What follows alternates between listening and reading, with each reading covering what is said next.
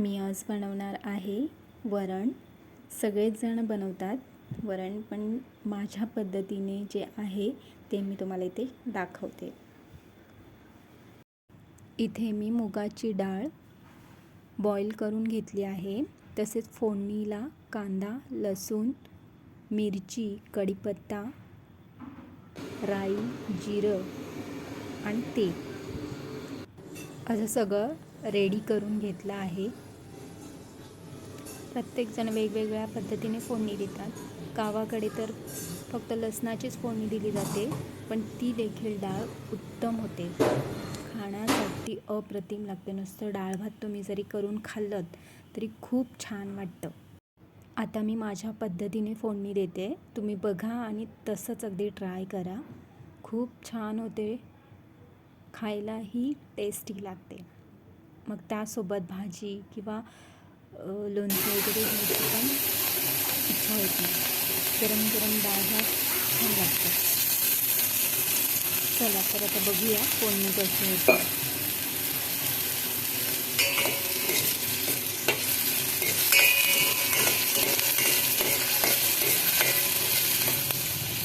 इथे आपल्याला कांदा चांगला परतून घ्यायचा आहे.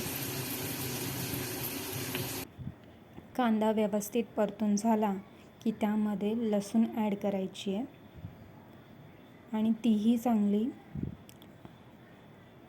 फ्राय करून घ्यायची तेलामध्ये.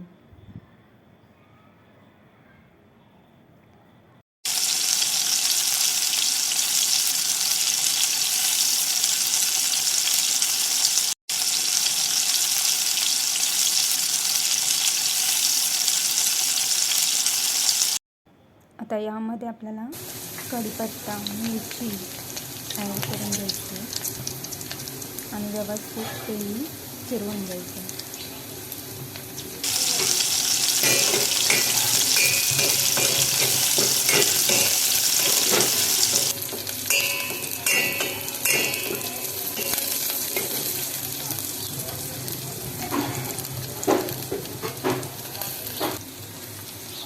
आता थोडं जिरं घाला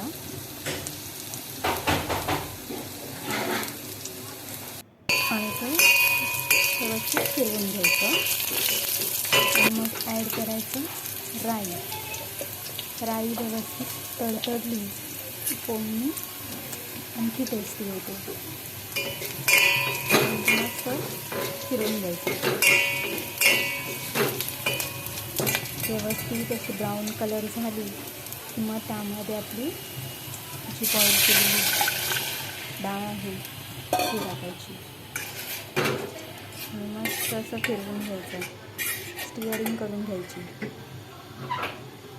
मी हळद आणि मीठ ही शेवटी टाकते डाळीमध्ये, कारण बरेच जण फोडणीला हळद टाकतात.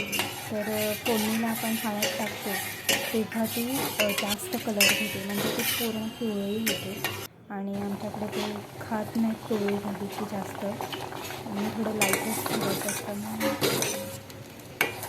आणि आपल्याला शेवटी कोथिंबीर ॲड करायची. मस्त हलवून मिक्स करून घ्यायची ती व्यवस्थित आणि उकळी येईपर्यंत तिला गरम करायचं आहे.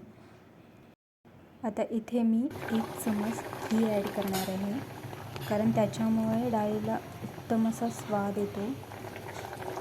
तुम्ही पण ट्राय करा. थँक्यू. आणि कशी झाली ती कमेंटमध्ये सांगा.